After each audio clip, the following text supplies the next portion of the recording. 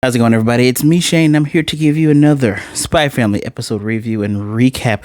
Today's episode is episode 20, milestone. It's called Investigate the General Hospital / Decipher the Code.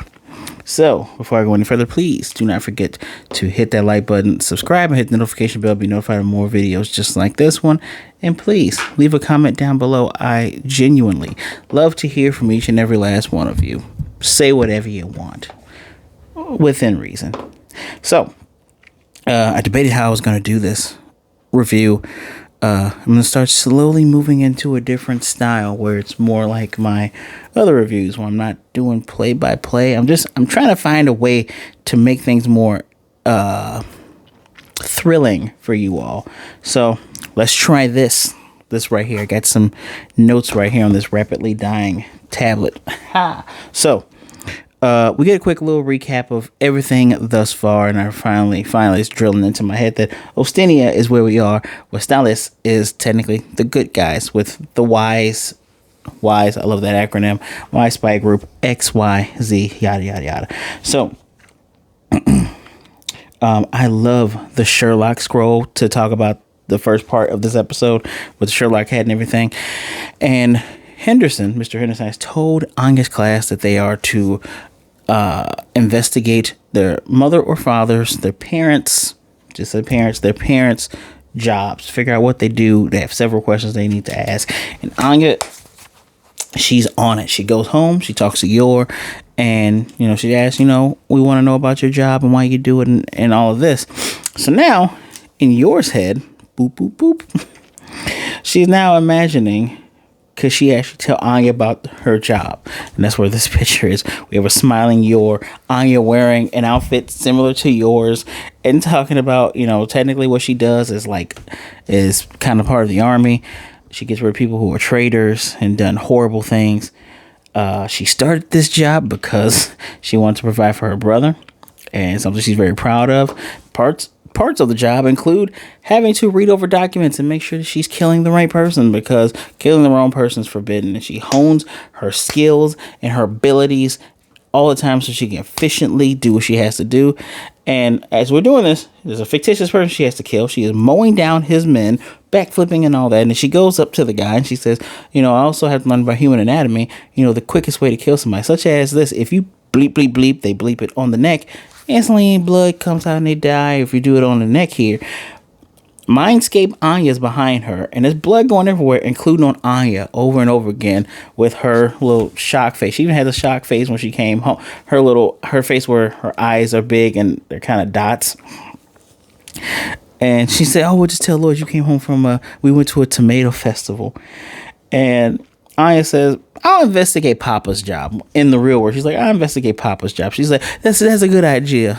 And I love how he comes through the door and she's like, Papa, blah, blah, blah, yada, yada, yada, in Japanese. It's hilarious. Blah, blah, blah, yada, yada, yada. He's like, okay.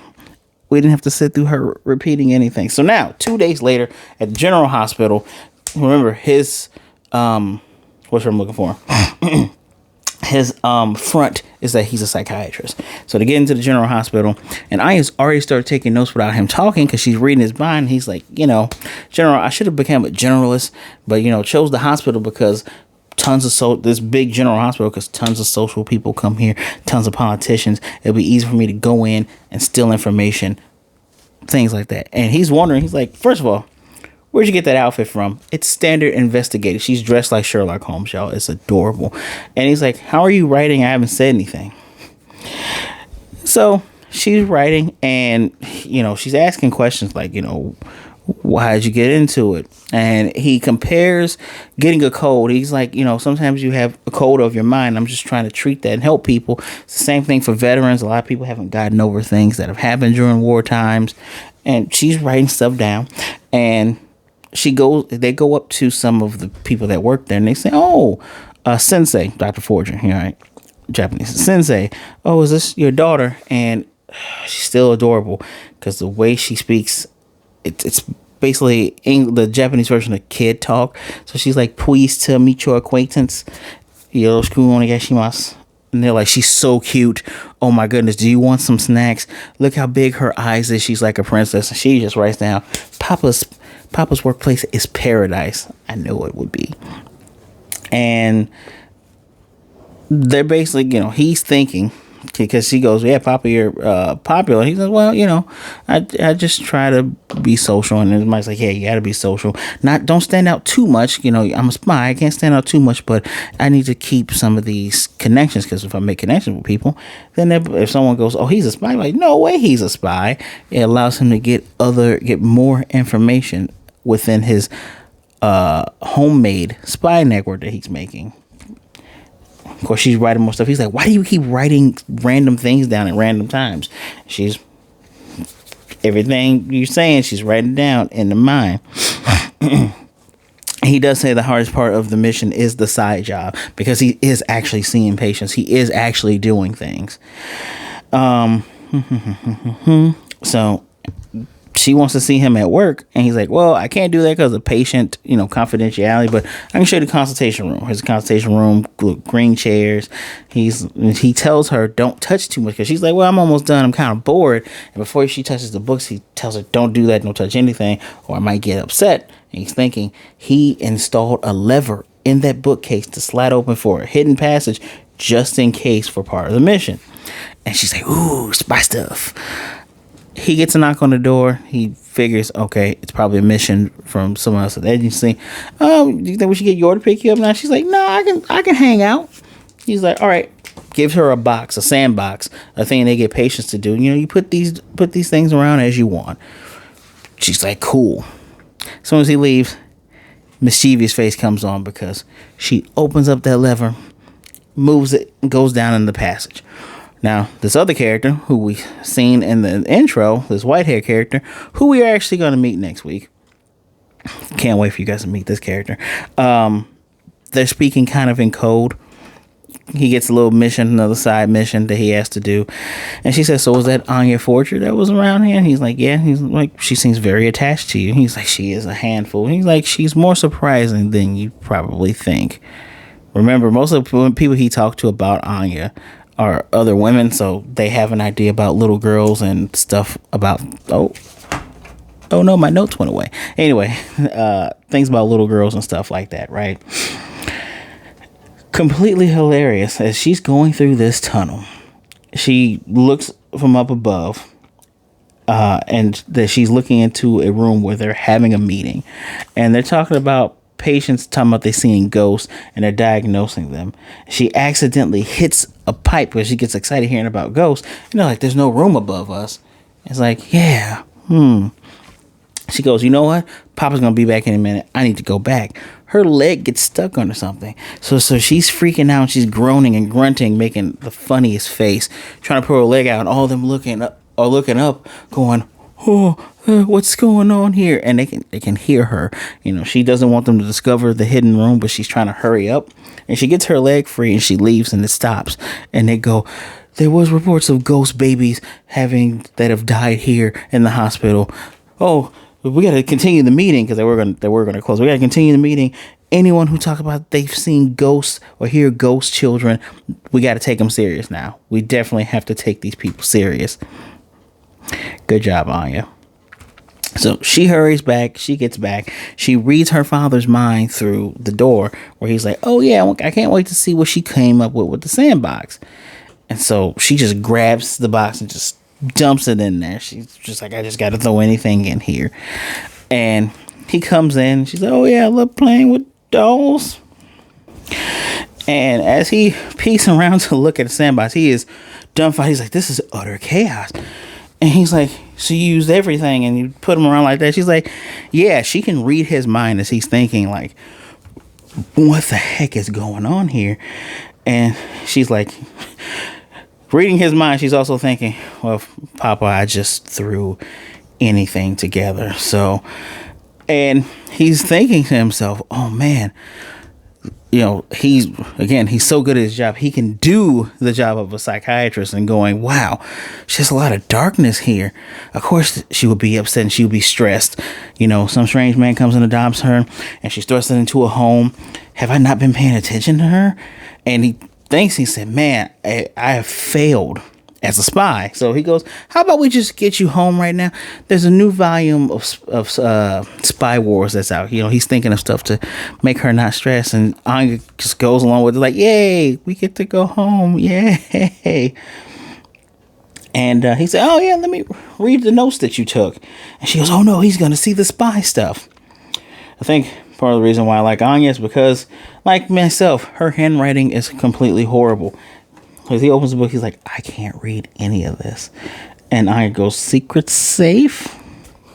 So they get home, where she is greeted by Bond. It's weird that I knew this dog's name before they got him, and I was calling him Borf to not spoil for you guys. Now I actually want to call him Borf. But she greets Bond, and then she has that same wide-eye, small pupil face when you're speaking. She's like, oh, did your father show you his new super concussion method? And he's like, oh, that's just for extreme cases. And Anya's like, no. She's like, yeah, he hits them sometimes, And Anya goes, Papa is violent. It's funny, just a hilarious interaction. So the next day, they're reading about things. They're reading their reports, and Anya's report starts off so well. She tells them all, oh yeah, Papa, he does his job to help out veterans and people that have gone through wars, and XYZ and third. And this is where things start to get crisscross, because she initially told Loid that she was going to work on it herself, which you can tell that she did, because then she talks about he has to assess the targets, and she gets a simulate work, or she goes assimile. Freaking adorable. Then speaks about giving people concussions and sometimes having to hit them, which at first Mr. Henderson's like, good on you, Loid Forger. But then when all the other classmates are looking on in shock and horror, he's looking like, what the heck?